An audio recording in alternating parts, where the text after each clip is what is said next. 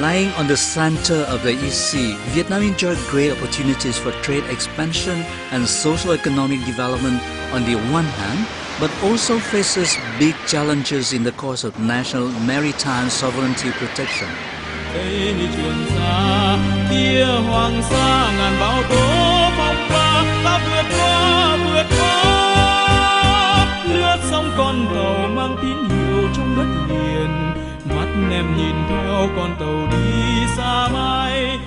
From 1834 to 1836, King Minh Mang sent such generals as Phạm Phu Si, Phạm Văn Nguyên and Phạm Hữu Nhất to Hoang Sa for measurement of each and every island, surveying, mapping and installing steles and altars.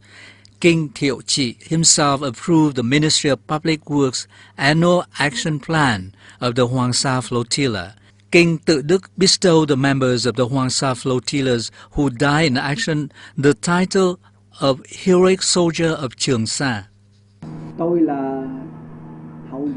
I am the descendant of the fifth generation of flotilla supervisor Phạm Hữu Nhất, a member of the Phạm Văn family in An Vinh commune.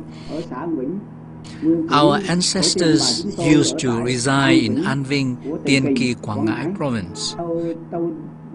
Some ancestors in our Phạm family, such as Mr. Phạm Quang Anh, Phạm Văn Nguyên, Phạm Văn Xanh, Mr. Võ Văn Khiết and Đặng Văn Xiên in Tây Village, An Vinh commune, and some other helmsmen were dispatched to Hoang Sa to measure sea routes and search for rare and precious sea products to pay tribute to the emperors.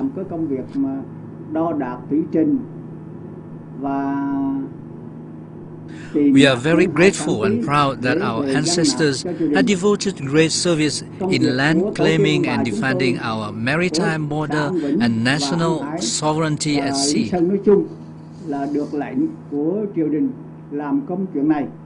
Chúng tôi con cháu mãi mãi ghi ơn tất cả những cái công lao to tát đó. Precious relics of Hoang Sa flotilla are now stored in worship places in Lý Sơn Island such as Am Linh Pagoda, where the wandering soul of martyrs of Hoang Sa and Trường Sa flotillas are worshipped and commemorated.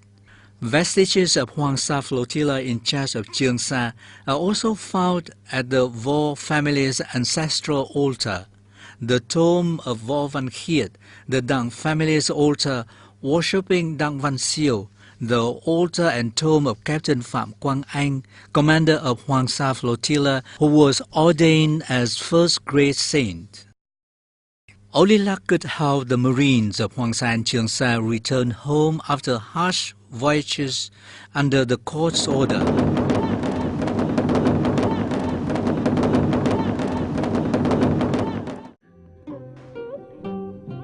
Hence, families of those men conducted offering ceremonies before their departure.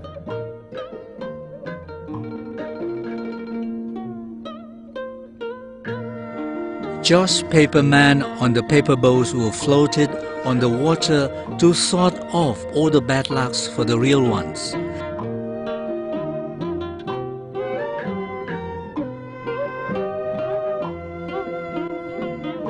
That ritual reflects the desire to survive, to serve their motherlands more. Those heroic seamen of Hoang Sa and Trường Sa rarely returned, but their flesh and bones became one with the waters and waves, staying forever with this nation and being commemorated for endless generations of the country. Oh, the land of Viet under this southern sky has gone through so much hardship. We remember those who died then, knowing that birth is just a short visit and death means a real return. But many sailed off and few returned. They only lost their bodies and their souls ever live.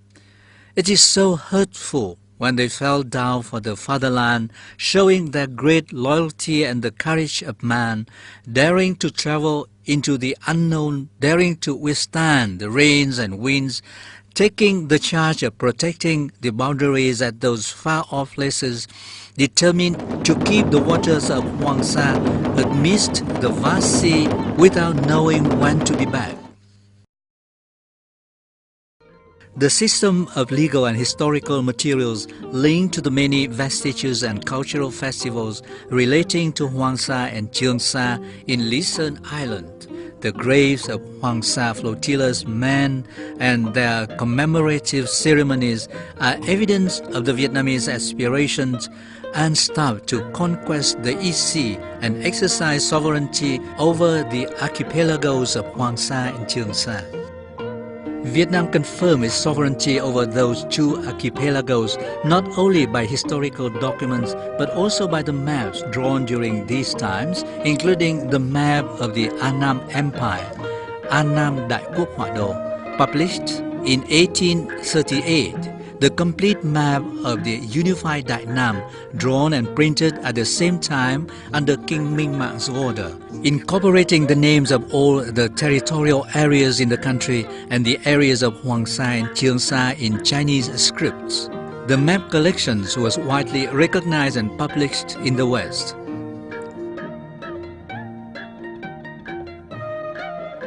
The Vietnamese feudal state was aware of educating the young generation on protection of sovereignty over Hoang Sa and Truong Sa archipelagos.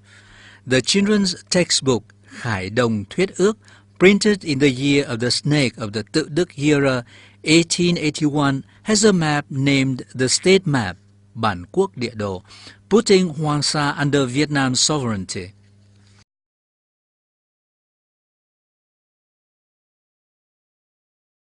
By exploring and exploiting the natural resources of Hoang Sa and Truong Sa, the Nguyen Lot and their royal courts later had gradually exercised de facto and de jure state managerial functions over the Hoang Sa and Truong Sa archipelagos. By exercising sovereignty here, the Vietnamese feudal state had gained the ownership of these territories when they were terra nullius, or not belonging to the territory or administrative system of any other country. The two archipelagos have become an inseparable part of the Vietnamese territory from unclaimed islands. Vietnam's sovereignty over the Hoang Sa and Truong Sa archipelagos were also confirmed through Western documents such as books, magazines, maps, diaries, maritime guidebooks, and missionary books. These texts represent the Hoang Sa and Truong Sa archipelagos as a long stretch of sand off the central coast of Vietnam, similar to illustrations in ancient Vietnamese texts and maps of the same period. The Bulletin de l'École française d'Extrême Oriente, tome 36 in 1936, records the Batavia Diary of the La Compagnie des Indes Néerlandaises et l'Indochine, India Holland Company in Indochina, about the East India Company's shipping incidents in the Hoang Sa archipelagos, then known as Pressel, in Cochinchina under the rule of Lord Nguyễn Phước Nguyên during the 1931-1936 period as follows. The party left on the 20th of July from the Bay of Touraine. The ships found themselves separated from each other on the 21st by storms.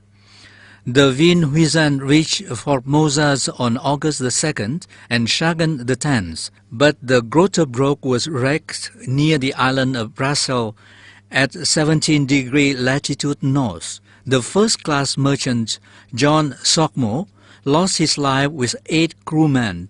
Cargo, which amounted to 153,690 florins. He was lost with the ship for a value of 70,695 florins, with the rest safely and secretly stowed away on an island. Captain Huich Jansen, taking 12 men, embarked for and reached for the Annam coast. Captain Jansen made report on the sinking of the Grotebroek in the Parasols and the confiscation of 23,580 roe by the Cochinchina authorities. 2 years later, under the reign of the Lord Superior Nguyễn Phước Lan, 1635-1648. On March the 6th, 1636, two other Dutch vessels reached Da Nang. Merchant Abraham de Decker set forward to 54 Hoang to meet the Governor-General, then proceeded to Senoia to meet the Lord Superior to ask for permission to trade, set up trading posts and requisitions of the 23,580 confiscated roe 2 years later. To make up for their loss, the Lord Superior gave the Dutch the right to free trade in the country, exempted them from anchorage fees and the usual presents. For that reason, since 1836, a Dutch trading post was established in Hoi An, then known as 54, headed by Abraham de Decker.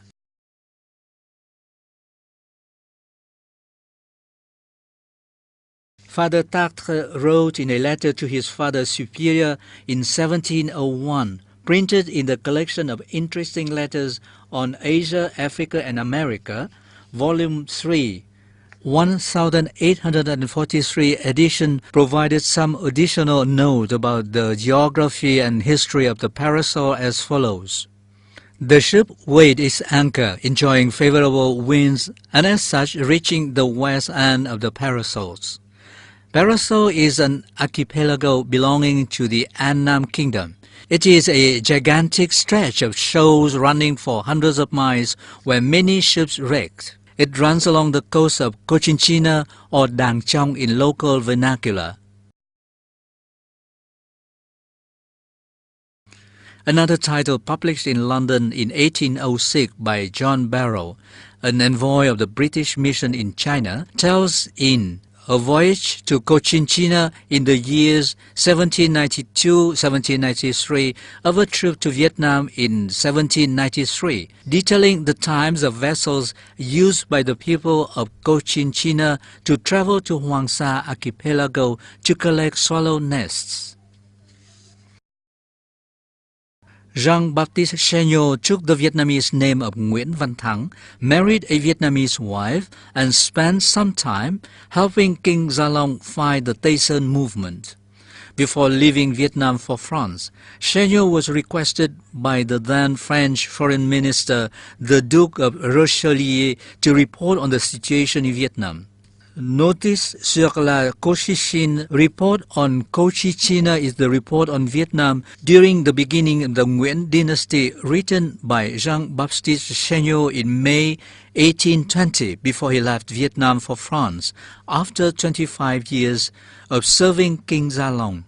The report was printed in the Bulletin des Amis du Vieux Hué, Bulletin of Old Friends of Hué, in 1923. In its opening, Chéniaud described the geography of Vietnam as follows. Cochinchina, whose sovereign now bears the title of emperor, include Cochinchina's proper, Tonkin, some habited islands not far from the coast and parasol composed of islets, reefs, and uninhabited rocks.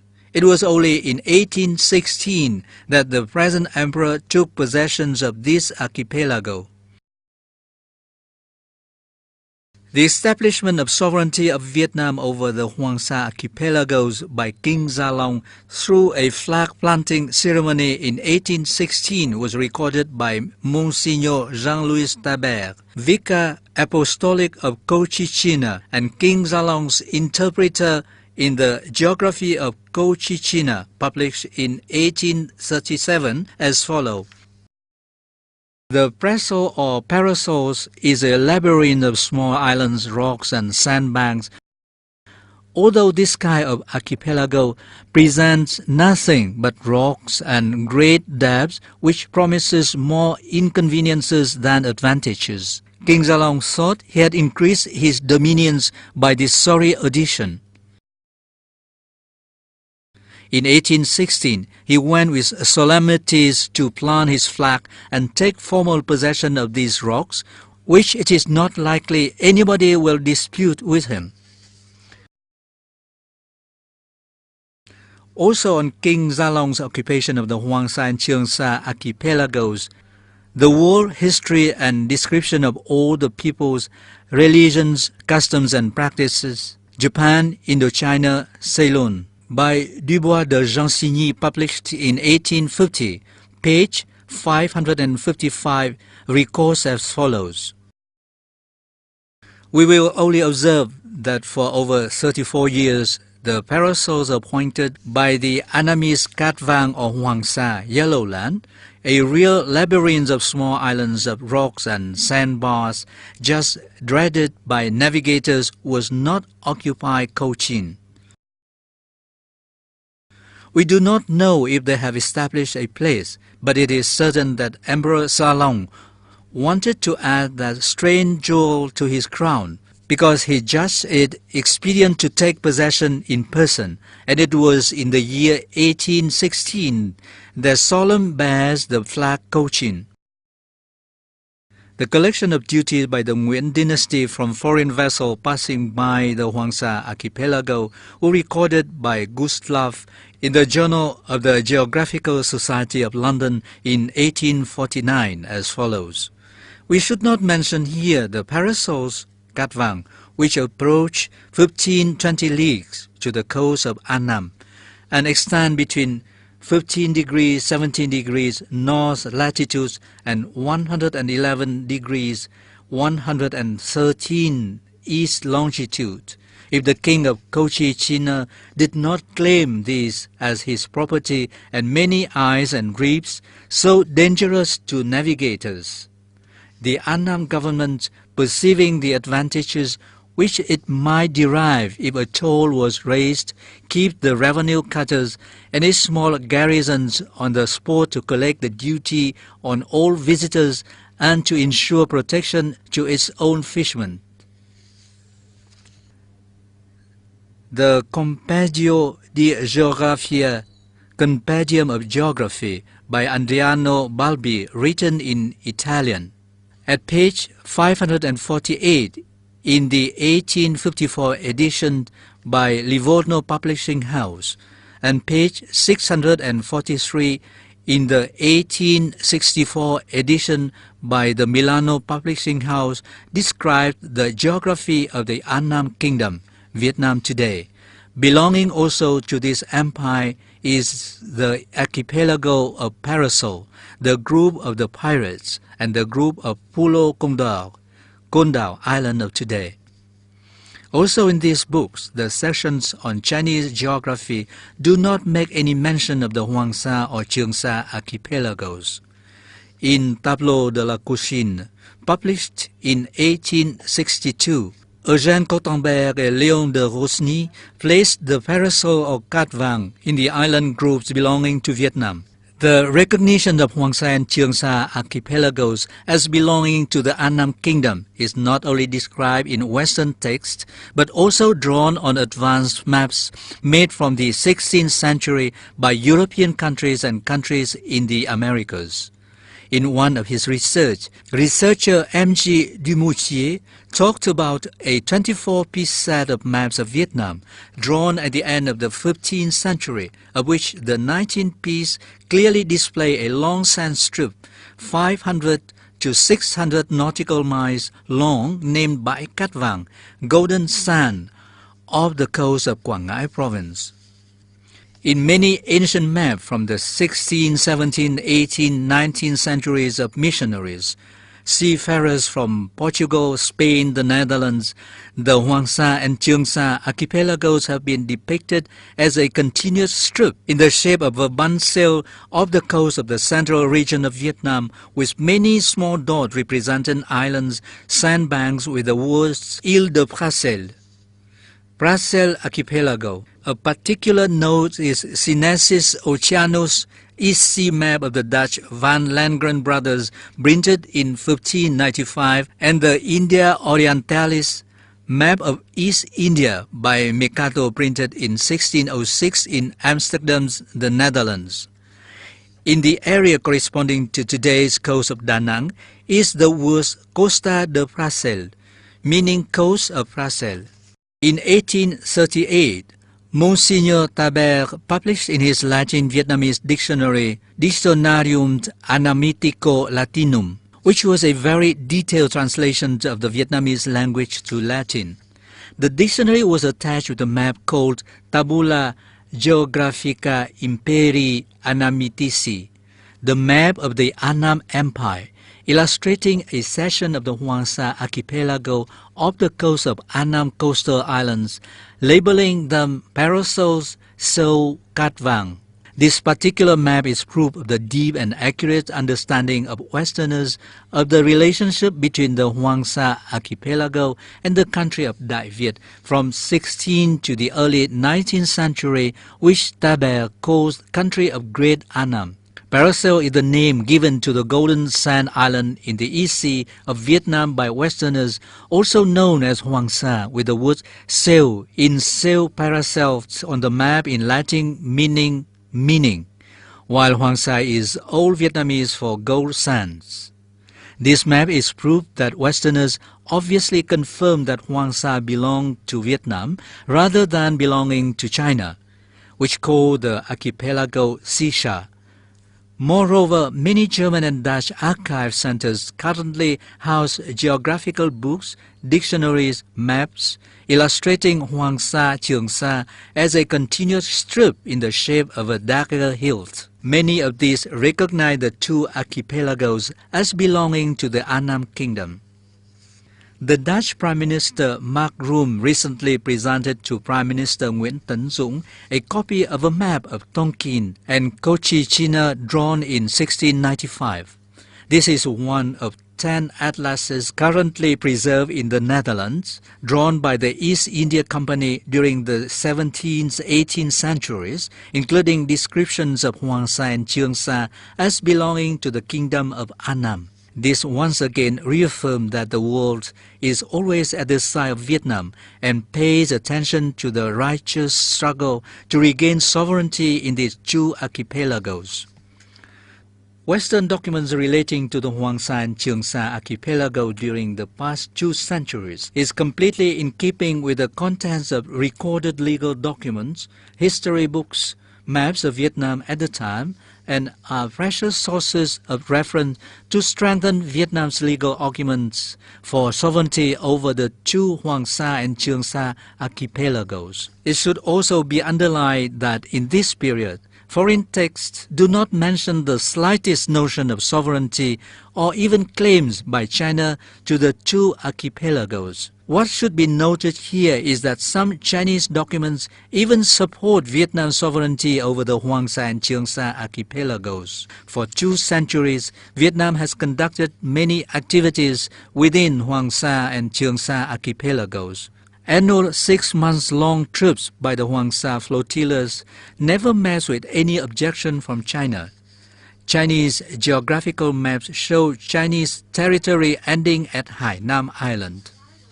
Other documents even give proof of Chinese recognitions of Vietnamese sovereignty over the Hoang Sa and Trường Sa, such as overseas memoirs by Thích Đại San, the abbot of a Buddhist pagoda in Quang Tung province. The text is the memoir of his time in Thuận Quang region of the country of Đại Việt, Vietnam today, in 1695, before returning to China in 1697.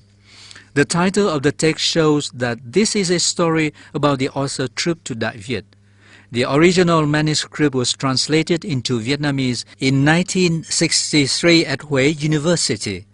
An excerpt from Volume 3, after talking about maritime issues and the role of wind, talked about the activities of Hoang Sa flotillas formed by the Nguyễn Lord as follows. The previous king, here is the Nguyễn Lord, annually sent ships around sandbanks to collect gold, silver. In the fall, following the east wind, ships can travel hundreds of miles when there is a strong wind. In 1759, when vessels of the Hoang Sa flotillas were washed ashore onto Hainan Islands, they were received by the Chinese authorities and provided the necessary equipment to return to Vietnam. Another Chinese text published in 1842 called Hải Lục, Sea Journey Records by Dương Bình Nam recorded first-hand experience of a Chinese sailor named Ta Thanh Cao wrote, Vạn lý Trường Sa is a stretch of land in the middle of the sea that is several thousand miles long, is a wall protecting Annam's or Annam's hedge. To assess legal and historical documents proving Vietnam's sovereignty over the Hoang and Trường Sa archipelagos, we can consider Sovereignty over the Paracel and Spratly Islands by Monique Chemelier-Jean-Tro, published in March 1996. The book is a serious and independent scientific research project. Monique Chemelier-Jean-Tro is a professor emeritus of public law and political science at the University of Paris 7th, Denis Diderot, and is former president of the French Democratic Lawyers Association. In her book, Monique Chemelier-Jean-Tro listed many historical and legal documents affirming Vietnam's sovereignty over the Hoang and Trường Sa archipelagos.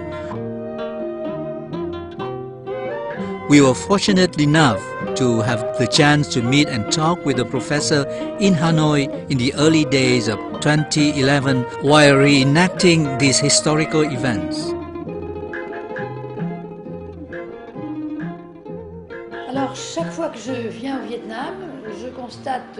Every time I came to Vietnam, I always found and regretted that the issue of Hoang and Trường Sa, which I have studied for the past 13 years, have not been resolved. When I initially studied this matter under the international law perspective, I started with the historical entitlement of the claimant countries over these islands. I found out that Vietnam inherited the historical entitlement established since the 17th century, since from that time there had already been documents which I could not read directly as they were in either Vietnamese or Chinese. Later on, I read them in their French translation.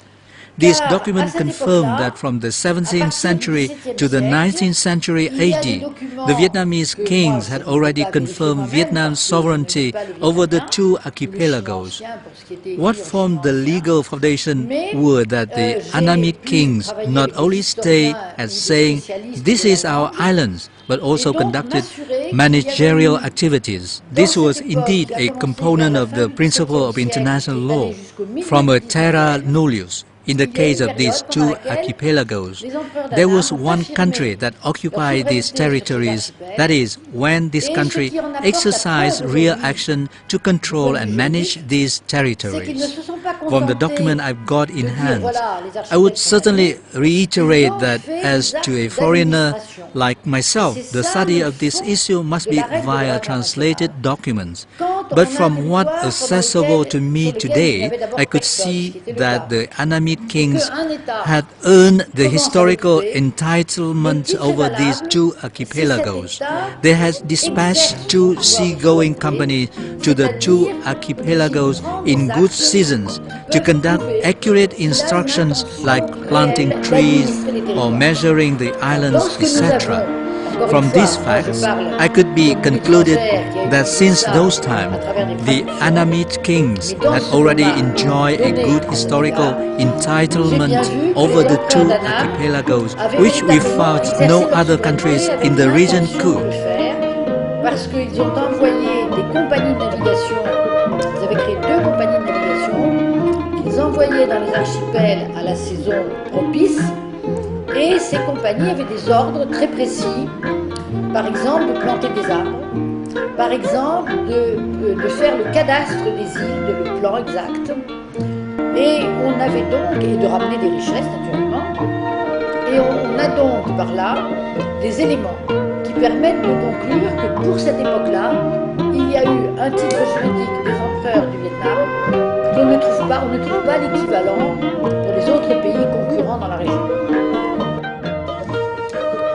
At the recent second session of the 13th National Assembly of the Socialist Republic of Vietnam on November the 25th, 2011, the Prime Minister of the Socialist Republic of Vietnam Nguyễn Tấn Dũng affirmed, khẳng định có đủ căn cứ về Vietnam has full legal and historical evidences to confirm that Hoàng Sa and Trường Sa archipelagos belong to Vietnam's sovereignty. We have exercised effective occupation at least from the 17th century when these two archipelagos did not belong to any country. We have continuously and peacefully exercised effective ownership. Làm chủ trên thực tế và liên tục hòa bình. Thus, by effectively carrying out exploitation and management of the Hoang Sa and Trường Sa archipelagos through the Hoang Sa and Bắc Hải flotillas, the state of Vietnam has affirmed Vietnam's indisputable sovereignty over the Hoang Sa and Trường Sa archipelagos. At least from the 17th century, the Hoang Sa and Trường Sa archipelagos have become a sacred part of the territory of the people of Vietnam.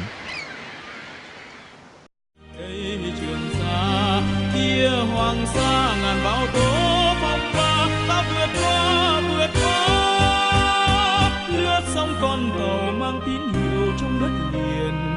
Mắt em nhìn theo con tàu đi xa mãi, giữa nơi biển khơi đang nở rộ ngàn bông hoa san hô.